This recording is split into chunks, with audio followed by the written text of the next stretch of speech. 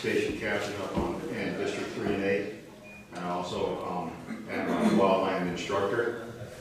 Do structured firefighting and also on the EMR. We invited Guy Gifford with Department of Natural Resources to come in and give us the lecture this afternoon on fire prevention and fire awareness, and I hope you get out of what you came for, and then towards the end he'll have a Q&A, so you have an opportunity to ask questions to Guy, and he'll be able to answer them. All right. Thanks, Chris. Yeah, hopefully you're here to look about how to be ready for wildfire season. I've been with the Department of Natural Resources, I've been fighting fire for them over 40 years. I'm also a forester with them for over 35 years now. So kind of that balance of natural resources and wildfire. I just call this the proud dad photo. What does it take to be a wildland firefighter? Anyone know? You gotta be 18. That's about it. The reason I put this up is because we're always trying to recruit firefighters. My oldest son fought fires for 3 years. My youngest son down there is still fighting fires in college. My youngest daughter fought for a couple of years. But my oldest daughter, you always have that black sheep, right? She ran away and joined the Navy. But she did learn how to fight fire on a ship. So they've all had some exposure to firefighting. But I like to tell people, really, at 18 years old, good work ethic. It's a great way to make money. My son works 60 plus hours minimum during the summer. Guess what he spends his money on in the summer? Nothing. Exactly, nothing. So he has a lot of money saved up by the end of fire season for school or whatever he wants to do. So it's a great thing. They got to apply and start the process in December. Okay, just awareness is they got to start applying for a job with us in December and January. We hire over probably 30 seasonal firefighters in this greater Colville, Northern Stevens County. So just to encourage that recruiting. So what I always ask to start my presentation with is, what do you think is the leading cause of wildfire? People. What? Yes, it is people. What people activity do we do to start those wildfires? Campfires. Campfires. What else? Cigarettes. What else? Poorly designed power systems. Power lines. No one said children, which is good. Okay, but the one thing is the leading cause of wildfire is actually outdoor burning. Just people burning on their property outdoors. How many of you guys do that? So you're the leading cause of wildfire. Okay. Not campfires. And look at children. Where are minor?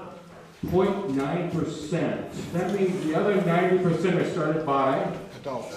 Yeah, adults. I had doing something with high school students, and a student asked, what could we do with high school students to best stop wildfires? You know what I told them? Tell your parent to follow the rules. Really, it's us not following the correct actions the leading cause of wildfire.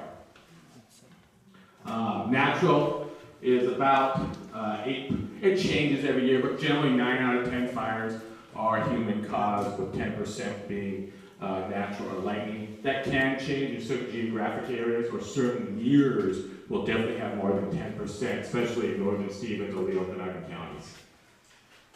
So a couple things about getting ready for wildfire season. We're going to start about a couple things. We're going to talk about your home briefly. We're going to talk about what you need to do to be ready to leave if fire's in the area, and what to do to get notified. One of the things, we have this concept called the home ignition zone. This is the area around your home may ignite from a wildfire. Okay? And we have 3 zones. I'm going to focus on the first 2. I'm not really talking about the forest today. If you have questions, I'll answer them, but that would have bumped another 20 minutes of this presentation. Or more, because I'm a forester. I love talking about my trees. We call it immediate area, first 5 feet. Weed, clean, and green, 5 to 30 feet. Zone 3 is your unimproved property. And so that's the area you don't maintain. And a lot of people may have more than 30 feet of this. Like I have 60 feet on the backside of my property of what we call a yard and garden. So that's kind of the minimum we're looking for to help reduce the chance of your home from starting a wildfire. And what do you think is the number one thing that starts your home from burning in a wildfire? Sparks and embers, right here. Historically, we a lot of times thought big flames did. Any reason why we think a lot of people think big flames? They're showy. They're big. They're big and showy. That's what we see on TV. So there's good reason why we think big flames start things on fire. A firefighter 40 years ago, that's what we thought too, until the scientists actually started doing the research. Okay, and found out it's the embers that start most homes on fire. Embers can travel up to a mile. Wow. And let me rephrase this. Mile and ignite something. Yes, I have found embers 6 miles away. Or my wife did one day. But it was out. But burning embers generally don't, typically a mile. Yes, they can go farther depending on the event, but typically we plan for a mile. So one of the things, when we're looking at embers, someone said campfires. I used to be a scout leader before my kids aged out. And one of the things as a scout leader, taught kids how to start a campfire. Okay, how many of you guys gone camping? Start a campfire. So when I'm working with young youth, I talk about 3 things. We're going to start with a campfire, right? And what type of material do they need to start that campfire? Kindling. Kindling, okay. What else? Matches? Matches? Oh, by the way, I was a mean scout leader. 1 match. 1 match. 1 match. Okay. How about tinder? Yep, Tinder. Tinder starts kindling on fire. What does kindling start on fire? The wood. The wood. The wood. Okay. What does firewood start on fire? Forest. Marshmallows. Camping. So I'd like to talk about campfires a little bit, just because we all understand how to start a campfire. And what we're doing around your home is looking for those 3 components again. Tinder, kindling. Firewood is actually, in this scenario, typically, your house. Okay? So we really try to look at minimize tinder and kindling close to your home. And we call that zone 1, the 0 to 5 feet. We want nothing in that area to start from that single match or that ember. So we want no tinder, no kindling during the summer. I like to use the summer because I'm not that vigilant in December about this stuff, you guys, to be honest. All right? Actually, I'm not vigilant all of December. So when fire season's here is when we need to do it. Okay? And then we do that with a combination of hardscape. This is my house. I did the work under close supervision. And it is a labor of love. Our work on our house on this has been a 5-year process because we had to stay within, we paid cash. Okay, so we didn't borrow money and we did it ourselves. But this was a couple things on non-burnable. This hardscape is very well encouraged, or non-burnable mulch. Here is gravel and some hardscape. I am still negotiating, trying to get rid of the mulch back there. I can't get everything I want. A couple things, this is just another thing on hardscape. We used to have a wooden deck. We converted a patio. Best decision I ever made, to be honest. Not because of fire. The patio was very, very luxurious for us to do that. And this is just converting non-burnable material. So this is typically hardscape. People said, there's no plants. Well, this is year 1. Plants are year 2. And actually, when I left my house, my wife was out there putting pots out. Okay, and we're going to talk about what type of plants she's putting in some of that little design criteria in there. A couple things, when we remove a lot of our plants and material, how many people like flowers? How many like kind of a nice landscape? A lot of people don't like that.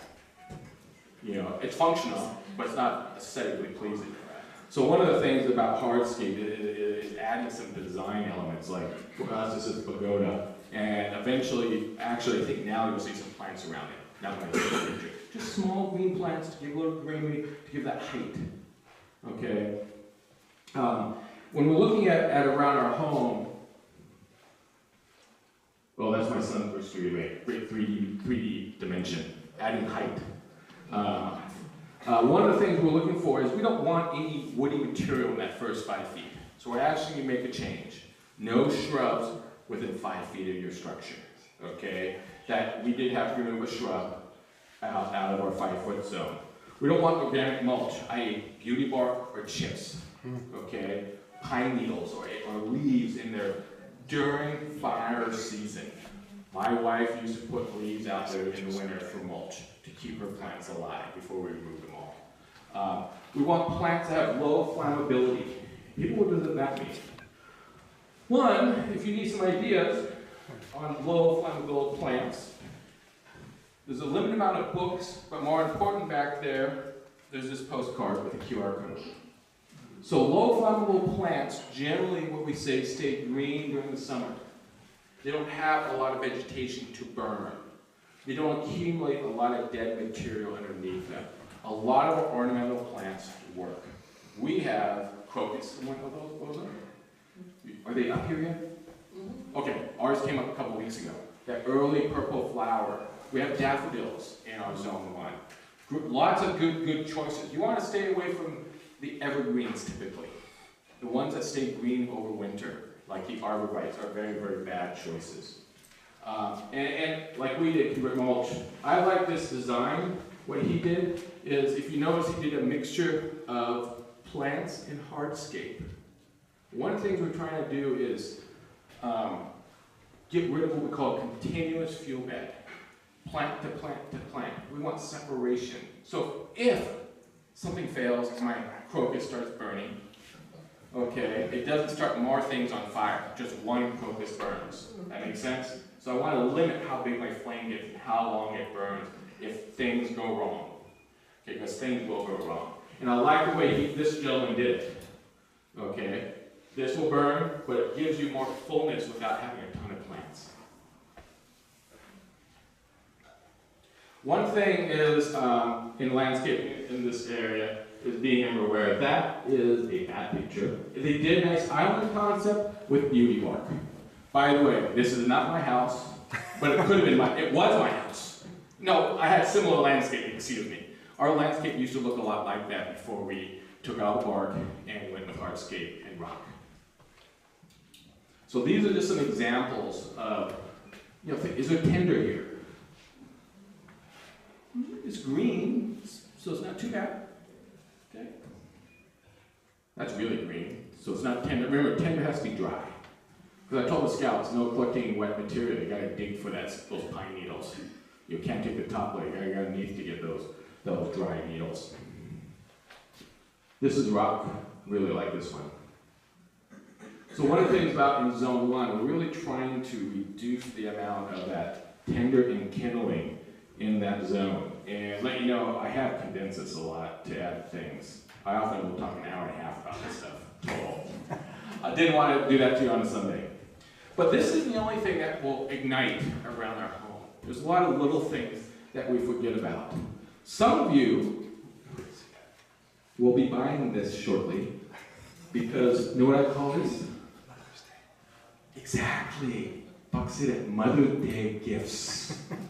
Okay? We buy these beautiful things, aren't they? What do they look like in August?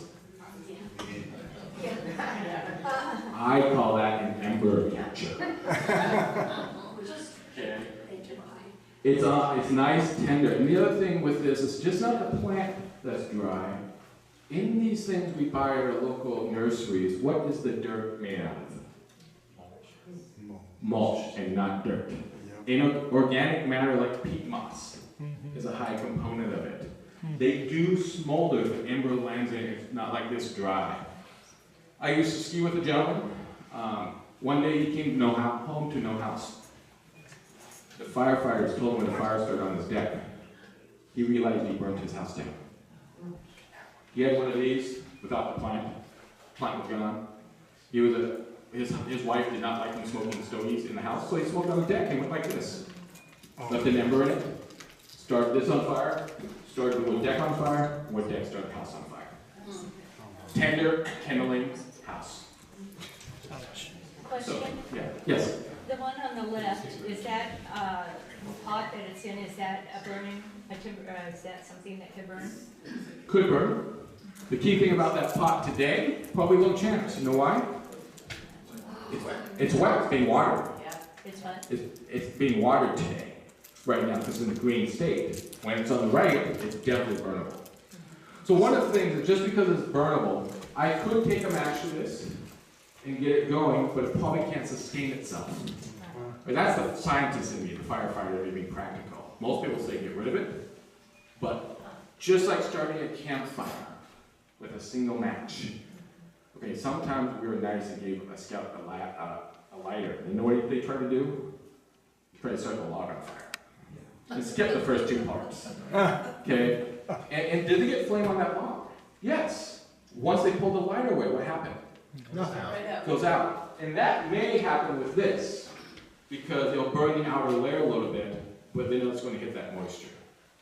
So If you want the perfect answer, no. But I'm also practical. So if you're like watering that, so like you've got one of the little sprayer things that waters it daily or whatever, it's unlikely to ever be a problem. Unlikely. But there are some times it may be a problem. We call that red flag days, and we'll talk about red flag days shortly.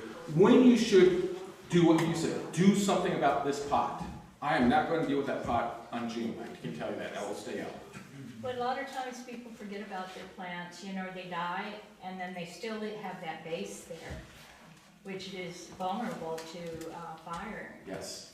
Very vulnerable. That's why these are those other things that will catch us, besides plants. People always think of trees and dry grass. And a lot of people have them all over their deck, Yeah. yeah? They're pretty. Speaking of other things on our deck, how many say, yeah, I got this? Okay, you know, we may have, this person's trying to keep the deck clean. They have a beautiful broom, which is an ember catcher. Some people say, is my furniture bad? It's what, Asian? Depends. Generally think about how well could a match start on fire. Generally the furniture we buy has retardants built in or don't burn easily. If it gets old, UV breaks it down, do we start getting tender in it? It breaks down, you get little fibers going. So keeping your furniture in good condition is the primary thing, and the type of furniture. What's not popular anymore, thank goodness, is wicker furniture. You know, I remember having that as a kid. You know, we don't have that. Now, we have only metal in ours, mainly because I'm too lazy to maintain all that stuff. But all of it is metal, and it works really well now for us for fire. And the cushions, they're okay, even though they Generally, but you know, on a red flag day, I would be wanting get down to 0. If you want 0 risk, don't have anything. don't have anything, or move to Alaska. Alaska has fires too. Okay. Right. But really, we're going to live in a risky environment, and we're trying to get as close to 0 as we can tolerate as humans. I have not found anyone who wants to do everything I want to do, even myself, because I like some beauty. Well, I want to get some patio furniture, so you're recommending metal, and we do have very good. Yeah, I mean, I don't know if I recommend. I didn't buy my metal furniture for fire. I bought it because I had children at the time, and it lasted me a long time. Right. And then it turned out to be a good fire choice as well. So I really like my metal furniture. Are they making stuff today that's fireproof? A lot of stuff is fire resilient, Oh, okay. but the UV is the enemy. Ultraviolet rays are the enemy. That's why I say keeping in good condition is the key. You know, taking it in the winter, keep it in good condition. Not an excuse to go buy new furniture every year. This is other things that catch you. This is burnt material next to a steel door. This is a doormat that was flammable, or accumulation of leaves. The little things that you can think of your doormat. What's it made out of? We have the rubber doormats made out of tires. An ember starting that on fire is slim to none, but what happens in all those gaps? Catchers. Ember catchers. So I need to pick it up, sweep it on a regular basis. That's a couple key things on that. One of the things is, as we kind of go out to your yard, we call that lean, clean, and green zone. That's 5 to 30 feet out or more, whatever your yard is. Not that first 5 feet. And what about that lean? You don't have a lot of burnable vegetation. Clean means you keep the dead gone. Green means not necessarily water, but it's still alive in the summer. Cactus don't need water, and they stay green all summer. Okay, so xeriscaping is a good concept in lean, clean, and green zones. So, Should I go back to this? so one of the things, you're looking at this, the first 5 feet, and then you got stuff beyond it. That's just showing we're looking at that, most of that yard there on that. The other thing on lean, clean, and green principles is we don't like what we call ladder fields. Ladder fields are when fire starts in my burnable mulch. This tree has burnable mulch underneath it. It climbs, leaves on fire, leaves start the whole tree on fire, now I've got a big flame. This example just shows you lots of ladder fields, no ladder fields. So that's a mitigation in that zone 2 that we do sometimes is limb up the trees to create some separation. No continuous fuel for field-to-field ignition. This is a nice principle they're using here on that island concept. They're breaking up field-to-field ignition or plants touching. A little more tolerance in zone 2 because we're not right next to the home. Vertical and horizontal continuities are the key factors here. So that limbing the trees to keep the things separate. The challenge with planting like this, and this is where my wife and I have a lot of discussion. She loves gardening, and I like supporting her. That is, when we plant, we're doing a landscape, how many plants do we want to put in? We always want to put more in today because they're tiny and we assume they'll never grow again. But they get bigger. Yeah, okay. Then I'm digging them up 2 years later. So think about that as you lean, clean, and green principle is what will they look like in the future. And this just kind of shows you what we call breaks, how we make the islands. That yellow layer are the breaks, so we don't have fuel continuity. Zone 2, some burnable mulch might be okay. We do prefer larger material, because this is tender, kindling, non-burnable. Okay? Having a mixture in zone 2 is great. Right now, I have mostly this in my zone 2, a little of that, and we've gotten rid of all that. We're still slowly getting rid of this stuff and going with rock. One of the disadvantages, you saw my children, they're all adults. They all moved out, and I lost my free labor.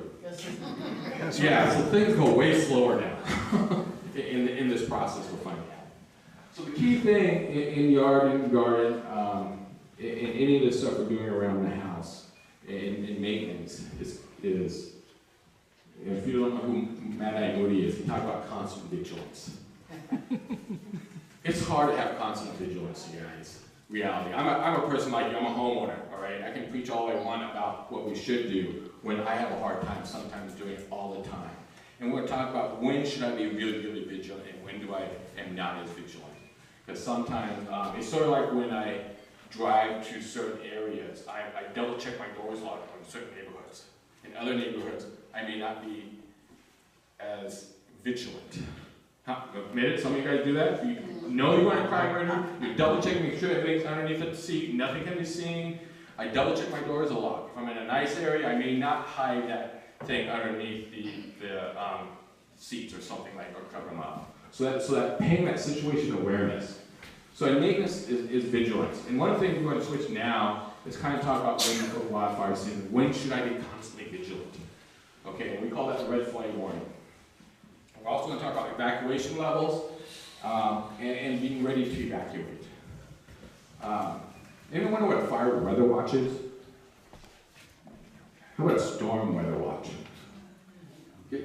Storm weather watches, we got snow coming. Fire weather watch, the same thing, except when we may get big flames. The difference is, with a storm weather watch, where we're so good at knowing that is, generally when we've got a storm weather watch, we get snow. When we get a fire weather watch, we get conditions that may give us a fire.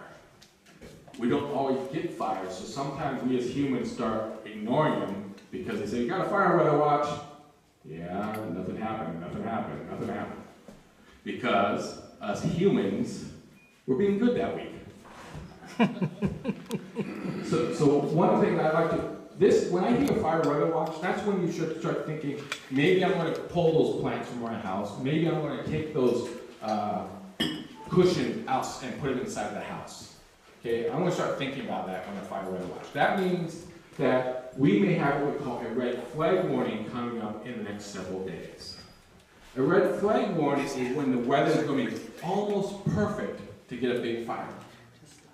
And generally, the nice thing about red flag warnings, they generally tell you about 12 to 24 hours in advance. And generally, they'll even tell you what time it's going to be here. Because what gives us our big red flag warning days, the idea. When? Temperature and humidity. Wind and temperature and humidity, yeah. Those hot days, low relative humidity, and the biggest thing for large fires in our area is wind. I don't have our large fire map. Our large fires here look like cigars. Starting in the southwest, we cap in the northeast. I just wanted to ask, have you, I know you're obviously aware of it, but have you let everyone know that there is an app, the Watch Duty? Yes, and we'll actually talk about that in a minute. Okay. Watch Duty app. It's really helpful. So when the red flag watch is coming, that's when I increase my vigilance. That's when I go out and make sure we didn't leave our broom outside. My oldest daughter used to live with us, and she moved back. She was a bounce back after the baby, and she brought a dog. Okay, and one of the things I had to change her behavior on in the summer is she did a really good job of taking care of the dog, picking up the dog, even the toys. And she put all the toys in the milk crate next to the home, which I told her in the summer is an ember catcher. So we just during the summer had to find a different spot for her toys. Her dog's toys, not my daughter's toys. But that's that extra vigilance I'm doing. Maybe that plant I'm moving inside for that day because I really don't want to risk even that embers burning on the outside of that Mother Day planter. Okay, because the weather is critically dry here. Maybe that's when I will walk, do a double check around my house. And it's no different than, for me doing this is no different than when I go on vacation. When I go on vacation, how many of you guys walk around the outside of your structures, make sure everything's put away? That's security check. This is the same concept. And before I go on vacation this summer, I do two things. I look for anything left out that's valuable, and I look for ember catchers. Kill two birds with one stone. Even if I do that all summer long. Just because I know we'll be there, we'll know for red flag warnings coming. So be attention of where this, and this comes from NOAA. And I'll look at here, Wednesday, 2 p.m. to 8 p.m. Wind gust tells you why we have the red flag warning and what may happen. And it gave us a nice map. So those are the areas that are going to have those critical weather conditions. Even if you're outside of this area, you may not get 30-mile-an-hour winds, but you may get 15. So something to be still aware of, even if you're outside of those areas. We call fancy term, we call situation awareness as firefighters, or SA. So be aware of your house and the area around your house. And the key focus for us is we focus on the summer afternoon winds. I'm out of Spokane. 90% of the people in Spokane, the summertime winds start the southwest, go to the northeast. When I get north of Stevens County, people give me different answers because the terrain changes that. It may not be, so we're really looking at afternoon winds is the key winds to pay attention about, because that's a critical burn period. One of the things about, this is out of place. This should have been earlier. One of the things is maintenance. This should have been when we're talking about working around your house. This is just Gifford's rating system on maintenance. And as we were redoing our landscape, to me, I'm looking at how do I maintain things. Best maintenance is when I have landscaping that I don't have to bend over to keep it clean. That I can use my greatest newest toy I bought last year, my DeWalt blower, and I just can go like this. Okay, if I can clean all that, get rid of all that tinder, all that dead stuff like that, best. Good, I don't have to bend over. Oh, actually, yeah, the blower works. Good means I have to use the rake.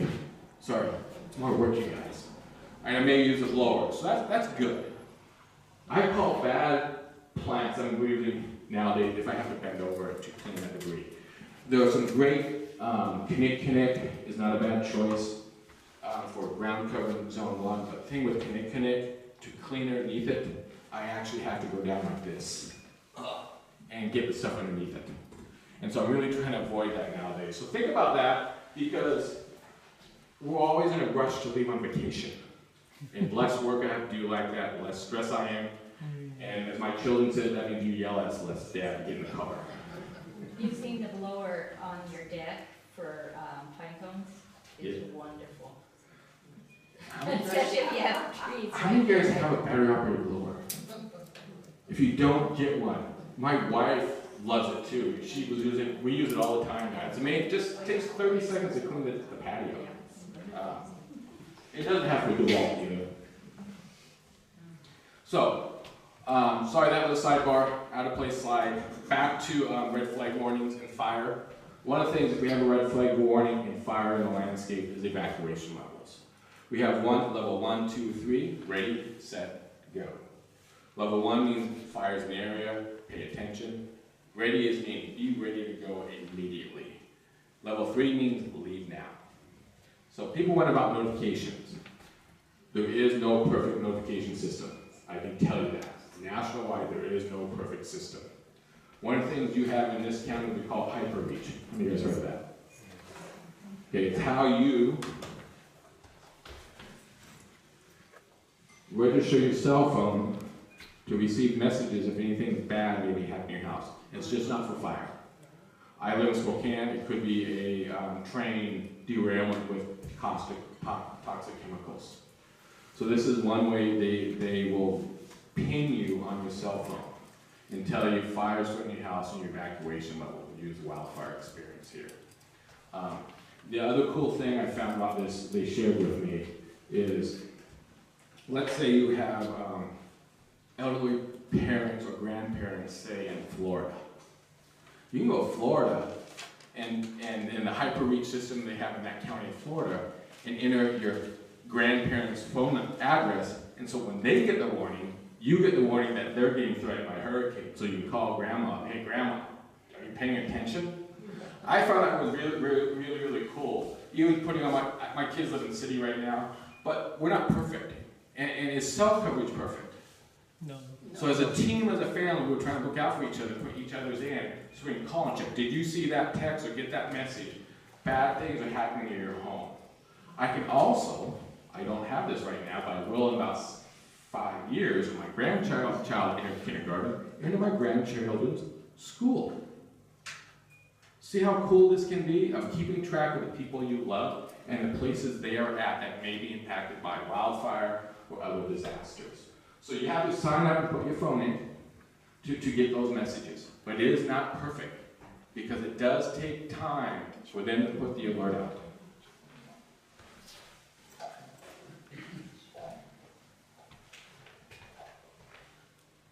Never assume you'll be notified.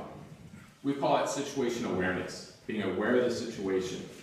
This is the link, the Stevens County link, and they just need your address and of course the phone number. Everyone heard of reverse 911? And how many of you guys still have landlines? Wow, I'm an oddity, I still do. A lot of landlines though, reverse 911 doesn't work because mine is with my cable company. What? So it won't get that reverse 911 doesn't work with cable companies. If I still was on CenturyLink, then it would work. So really that's not a reliable system anymore to get a call through your landline. You can register. You could register it, there we go. Right. Expecting anything automatically, No. no. We need to take those initiatives as people.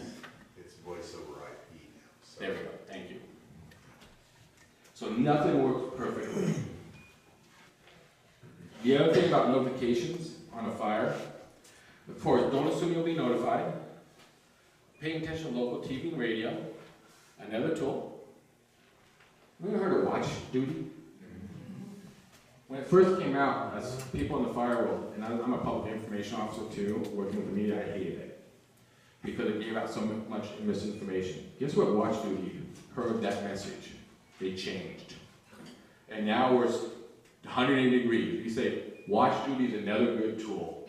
Because they're doing a much better job making sure, they actually try to evaluate the city of Cheney, city on the evacuation level, when it was not. And that caused, when we had the Gray Road fire in Medical Lake, caused a whole mess when Washington said that was under level 3. But they've changed to avoid those incidents now, and so much more better source than they used to be. Key thing is situation awareness. That means, as I tell people, we're spoiled. We stay in our air-conditioned houses. Stick your head out the door. We don't have our windows open and we smell smoke like we used to. Paying attention in the afternoon out there. I talked to a gentleman once. This was down in Spokane a couple years ago, and the deputy knocked on his door. He goes, yeah, what do you want? I said, you need to leave, sir. Deputy had a little communication skill to work on, but the guy goes, why? He goes, look. The guy goes and goes, big smoke coming in his house. Oh, I won't say what he said next. The landowner. But that's situation awareness. You know, hot day, air conditioned, didn't realize his home was good. His home made it because he actually did a lot of this work that we recommend. And so his home did not burn. The other thing, evacuation route, is having what we call trigger points. Do not always wait till level 3. Do you have multiple ways in and out? If the answer is no, you may want to leave at a 1 or 2. Sooner, don't wait for the level 3. If you have children, elderly, or injured people, your escape route is taking longer to evacuate. Leave earlier. Livestock or pets are all good reasons not to wait to get notified to leave. Leaving early is always good. Other things on ingress, egress is small, narrow roads. Okay? This is sometimes a community road, not a driveway. Okay? Fire trucks are coming in and you're leaving. Not a good thing on a road like this. Especially if there's smoke in the area. One thing is, there's been many fires on, and Chris might be able to share this too, is the first thing we did as firefighters was go to level 3 evacuation. That's 15 minutes after that 911 call came in, we're at level 3. No one got notified ahead of time. You're at level, knocking on the door 15 minutes after the fire was reported. So that's how fast it happened. Remember, priority, life, you and your family. Everything else is replaceable. Too many times people have died staying too long trying to protect something. Okay. Key things, having a plan. Know your evacuation route. How are you going to get out of there? Communication. We all rely on these. You know how many times these fail because I guess the cell tower just burned down, the cell tower lost power. Yes, they have backup generators. Everyone in the room trying to make a phone call all at once at the same time, everything goes down. Many reasons this thing fails. So having that backup plan of a meeting location, you know, outside of the area. Maybe it's a school. Maybe it's your favorite restaurant. Where you meet up with family when you can't talk and you know things are wrong. Or favorite relative. And also having a go bag. If you're having to leave, having that stuff ready to go. And there's many sites that talk about that, but medicine, credit cards. The other thing nowadays, people recommend make sure you grab. Yeah, because what's on the laptop that's irreplaceable a lot of times? Pictures. Pictures and photos. I don't store things in the cloud yet, I still have things on my desktop. For me, it's my desktop, not my laptop. But those are those irreplaceable things that insurance can't replace. Right. So think of those, and having a list on the fridge.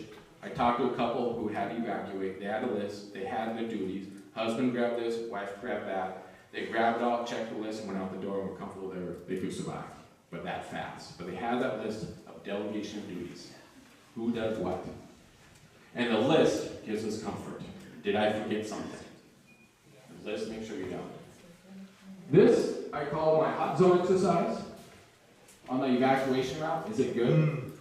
Okay, I kind of, hot zone. So with this exercise is also where I start priority. I look for my heavy fuels. Heavy fuels relative to your house. So for this house, are these heavy fuels? Okay, so I'm going to color those, highlight those. Then I'm going to look for slopes. This house has slope on those two sides of the house. So now I got Mars circles, overlapping circles. Last thing is wind. This is Spokane County example. My summer afternoon winds come from there. The more circles I got, the bigger my flames are. So I need to make sure my evacuation route is not where it's hot. Luckily, the driveway is here on the cold side of the house. If your driveway was here, leave early or develop a second route. As firefighters, always love to say have 2 ingress and egress. Reality is, I work with enough people, that's not possible a lot of times. So knowing where the fire is coming from ahead of time and pre-planning your evacuation and when you evacuate. Oh, best exit route happened to be the cold side of the house. Couple other things, just think about having your car facing out. Know how your garage door opens without a garage door opener. Power goes out. Okay? Buy a battery backup one. Battery backup one. Don't forget communication is key. And a meeting location. Having that meeting location where you meet. I know family house, family friend. I know Christmas, historically my kids and I always practice this, went to the neighbor's house because my kids love candy bacon for Christmas morning. And that means I set off the smoke alarm every Christmas morning. But we always practice and just walk over. My neighbors just start, hi, as we come over every Christmas morning, stand in the driveway. But that was us just practicing our evacuation routes. Even when they were 19, I still made them do it. Actually, eventually it just became a running joke and we just did it. So, the good plan is key. Communication. Don't forget to grab and go your stuff, important papers, laptop, cell phones. A couple of websites for more information. There's many good websites to go. Couple things if you have time, they say, close all your windows and doors before you leave if you have time. Turn on lights. That's the way firefighters can know there's a structure there. It's not perfect if you lose power, but at least they know there you can check on it, and make sure you never know. Some people leave a note we have left, so they're not looking for you. They say remove lightweight curtains. We get a lot of radiant heat through windows, right, from the sun. And if you haven't done a good job around your home, that radiant heat could ignite something in your structure. I've seen radiant heat put scorch marks on carpets. Okay, not enough to ignite, but not enough to damage the carpet. So that's why they said light curtains. Key things, practice. I worked with an HOA once, they did a mock evacuation drill, and it failed. They quickly realized that the evacuation route, that a small sedan got stuck. And that means everyone else behind it couldn't move. Oh no. So, like I said, it was a drill, so it wasn't real, but they're testing their evacuation route. So they had to rethink of how they evacuated with that, because I have a sedan and I also have a pickup. Depending on when I'm using that day, I'm evacuating it. So always have a plan.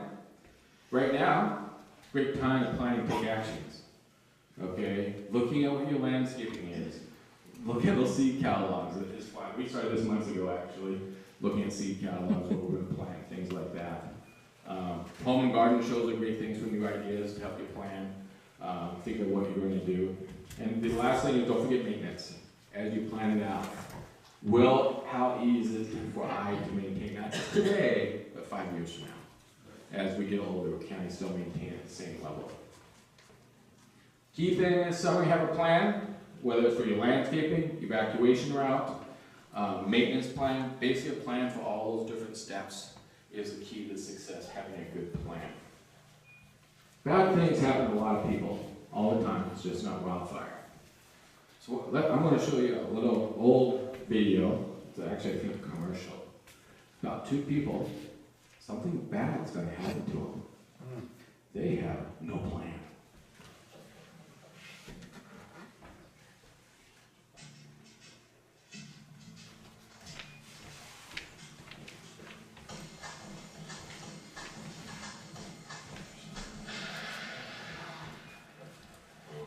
That's not good.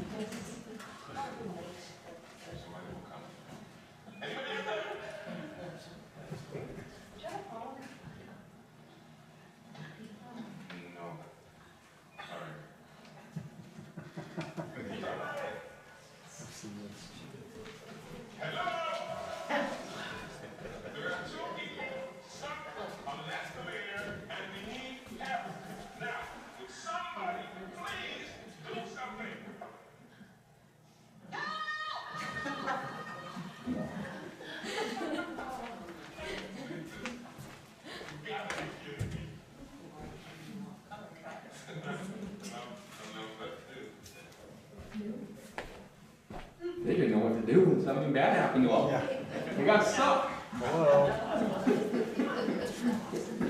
You can actually Google it. It's actually, I think the commercial is twice as long. There's more to it, but that's the part that's relevant for this story that we're sharing today. I highlighted a lot of things about wildfire season. I often do an hour presentations just on Zone 1 and Zone 2. I just want to hit some key things today and get you ready for wildfire season. Questions? What do you do about wooden decks? Wooden decks. That's a good question. Key thing about a wooden deck. First, is a wood deck tinder, kindling, or firewood? Firewood. So how will that wooden deck start on fire? Tinder. Tinder or kindling. Make sure there's no tinder or kindling touching that wooden deck. That's the number one thing. Two, on your wooden decks, don't forget columns. If you have an elevated wooden deck. Okay, I've seen wooden decks with wooden columns, and they have dry grass against wooden column. Wooden column is that width to get to the deck. Okay? Long term, for me, I replace my wooden deck with a patio. Long term, replace your wooden deck with Trex plus steel. I just learned the product of steel stringers versus wooden stringers, because Trex is not load bearing. So you have to have some type of steel stringers as a possibility. And I just talked to a contractor who manufactured them, and that would change my deck plan. I don't think it would change my plan, but I was struggling with building a fireproof deck with wooden stringers. And because my deck is very low, not elevated. Some people will screen underneath the deck, so you're looking for those areas embers can accumulate. Also trying to keep that deck clean from tinder and kindling on that. There is no, decks are expensive to replace. So to me, it's one of those lower priorities in my financial planning. Planning financially for all this work too. There's another one of those things. So those are the things to make sure there's no tinder to start that deck on fire, or kindling. Is there anything you can use to coat the wood that would, help down? I've heard various products. I actually talked to a couple fire marshals once about it. There are some paints out there, and they said they were looking to put in code to use the paint. After they did the research, they said no. One, to apply it properly, I actually was reading the direction how to apply it properly, and I went, holy smokes, no way in heck could I do this myself. Then it's not a relevant product, so even contractors may not know how to do it. So those products are not, they're more coming out maybe easier to apply, but the early research with them, they're just not applicable. There's some of the stain kinds of things are easier, but they don't go on top of anything that you've already put on. So if you have an existing wooden structure, because I looked into this, and existing wooden structures, I haven't found anything that really helps. And, if you're building new, there are some things, but I think then it's maintenance again, so. And that's the key. Even with my wooden deck, my biggest thing that would always start a fire was my lack of maintenance. And that's including when my deck started deteriorating and I was getting pockets of tinder because my deck was 20 years old and I wasn't keeping it up. The best thing you can do if you have a wooden deck, if fire is coming in, get a sprinkler system and put a sprinkler around your house, not on the house, but away from the house. Raise the humidity, and Canadians have been doing that for quite a long time, and we're getting into it. We just purchased one in our district. We just got a grant for over $100,000, so we're building a sprinkler trailer that we could run 2 miles of line, and we have 80 sprinklers, so we're setting up wet zones. When we know, we say, okay, where's this fire going to be within 24 hours or 48 hours? So we're going out and we're setting up our sprinkler trailer, and we're just setting that up this year, and that's a progressive line that we're doing, and we're seeing that, and it's working to save houses and save structures. We had the big Hope fire up here in our district last year, up Northport and going up that way, and we lost 20 structures and 3 houses. But that was a fast-moving fire. That was within 30 minutes. That fire was consuming thousands of acres and was traveling at 2 miles, 2 miles within 30 minutes. I mean, it was really fast-moving. something like that, it's hard to control, you can't, but you can mitigate anything that you have in your house by, get some sprinklers, you know, and put sprinklers up, it helps a lot. So one thing about the sprinklers, you need a plan. A, how's my generator gonna, what's gonna make my well keep going when the power goes out? 2, how much water can my water tank hold, and how fast will go out the sprinklers? You may not be able to put 12 sprinklers out. You may have to do 3. This is that planning. The other thing is, if I put the sprinkler on top of my semi-roof, what causes our fires to go big again? Wind.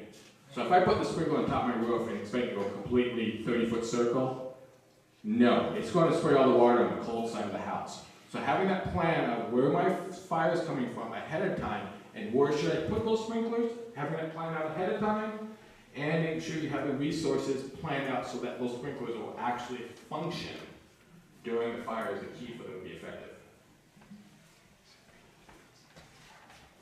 More questions?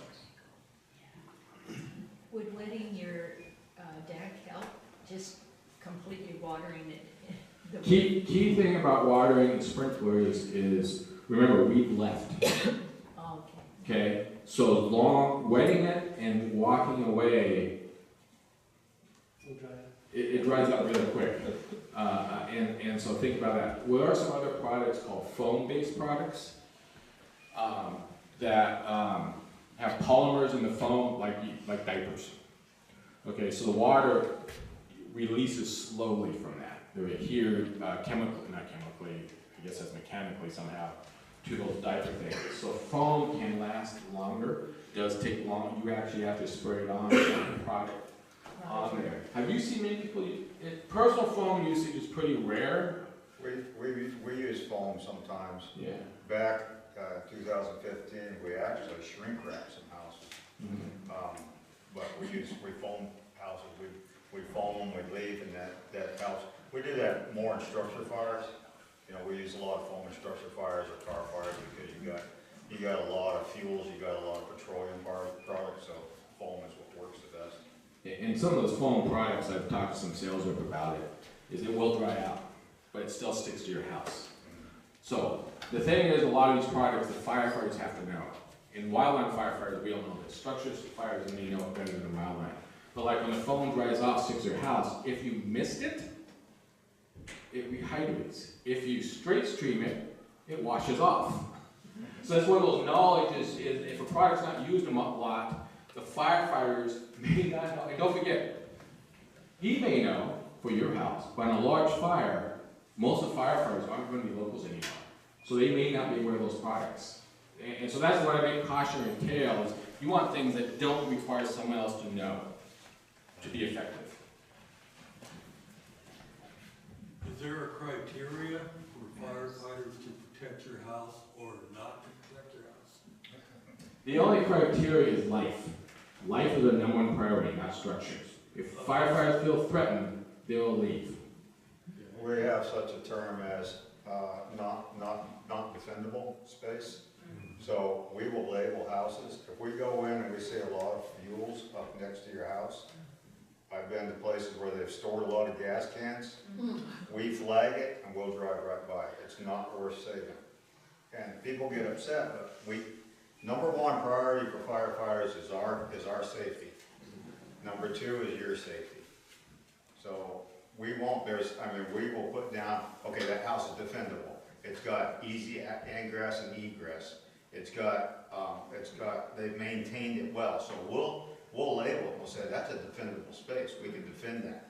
But if we go in and we see a lot of your trees up against the house, tall grass, a bunch of junk all the way around the house that's flammable, we'll just flag it, not defendable, we're not gonna waste our time getting in there and taking care of it. So what do we do with the gas cans and stuff, like propane tanks, small propane tanks? Get them away from the house, if you can, as best you can. Store them in a shed, in a metal shed, which is not, which is better than a wood shed. It's just get it in a non-flammable area, get it away from your house, reduce the risk as best as you can. I go to natural gas, but I used to just put my propane tank, my barbecue tank in my garage. I figure if that propane tank's burning, I'm toast anyway, because I just put it in my garage. Because I didn't have a big place outside to put it inside the middle of the yard. Well, it's like, I got propane tanks I store to run the generator. So I mean, you're kind of a catch-22 there, what are you gonna do with the stuff, you know? That's where sometimes you wish, oh, I wish I had heard about this 5 years ago.